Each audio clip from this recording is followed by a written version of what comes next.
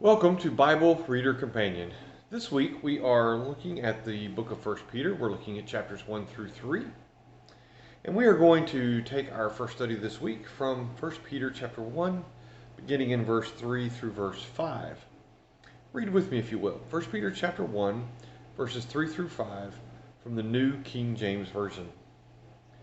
Blessed be the God and Father of our Lord Jesus Christ, who according to his abundant mercy has begotten us again to a living hope through the resurrection of Jesus Christ from the dead, to an inheritance incorruptible and undefiled, and that does not fade away, reserved in heaven for you who are kept by the power of God through faith for salvation, ready to be revealed in the last time.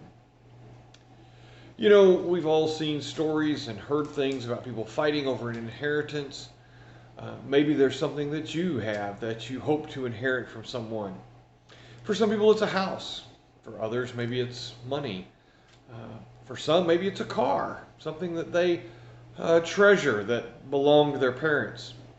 Maybe the value is monetary. It's a nice house that can be sold for a lot of money. Maybe the attachment is emotional and it's about where somebody grew up.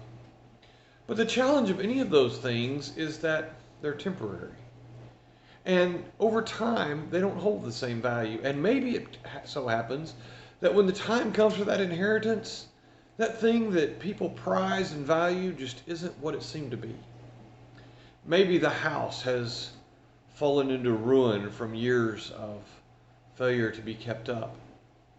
Maybe the money that someone thought was going to be inherited was spent, as is often seen on bumper stickers. I'm spending my child's inheritance.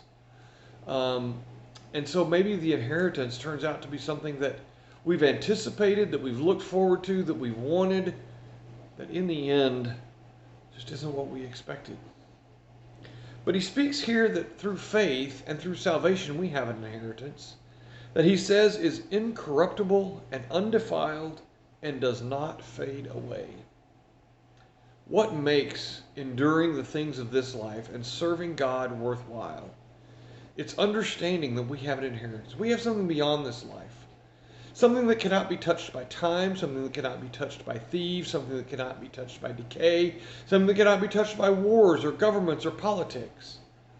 That no matter what happens, this inheritance still awaits us, exactly as God promised. No fading, no decay, if we have faith for salvation.